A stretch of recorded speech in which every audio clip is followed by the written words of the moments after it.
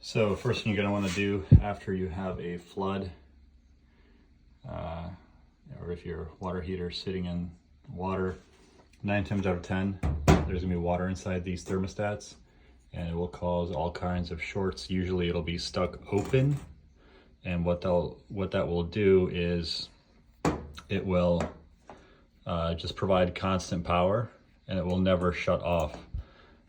The way the switch internally is supposed to be. It'll just be either stuck open or stuck closed, depending on if the water heater was heating or not during the flood. And these elements, I'll show you how to test them in a second with a multimeter. If they read anywhere between 10 and 15 ohms, they're good. So we are at this point not replacing these because we have a thermostat problem where they're constantly sending power, and they, even after I turn them down almost to like 95 degrees Fahrenheit or 32 Celsius, they're still heating up the water way over, 150 degrees Fahrenheit or 66 degrees Celsius, which means they're constantly sending power. So there's an internal short. And when I took these out, they're like super hot to the touch. So first thing, before replacing the elements, I'm going to be replacing both upper and lower thermostats, turning the unit back on and seeing if it will switch off. I already tested the continuity on the old ones, they're good. And also a short to ground test I did as well, where you touch one of the bolts terminals and also the body to see if it's shorting out anywhere in between, and they were both good. So I'll show you the next couple of videos. It'll show you how to disconnect the main breaker, how to test to make sure you have no power safely so you can remove these thermostats, and also how to test for continuity on the elements. There's an upper and a lower. It unscrews. I think this is like maybe a 32 millimeter socket. It just unscrews. You'll have some water come out. Just be quick to put the new one back in. And then there's the two new seals that you're gonna have to put on each side here. So there's the new thermostat that's in. Make sure, by the way, these wires, they have to curve around the bolt so that they get a good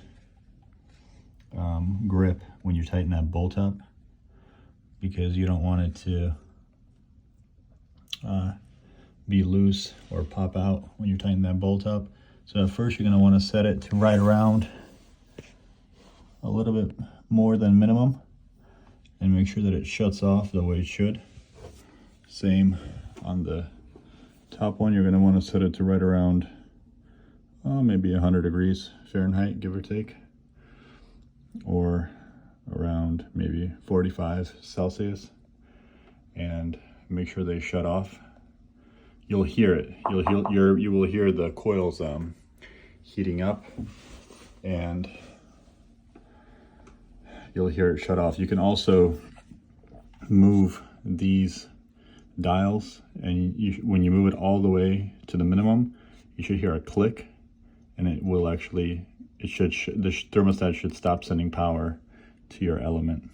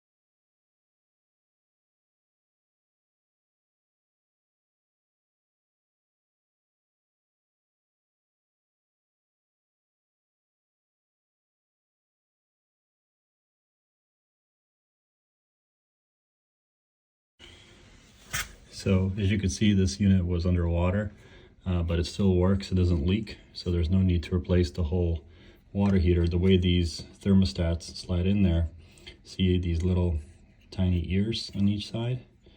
So these ears will actually connect right in behind here and there. So I'll try to do this with one hand. There you go. Oh no, that one's not in. Let me do this real quick.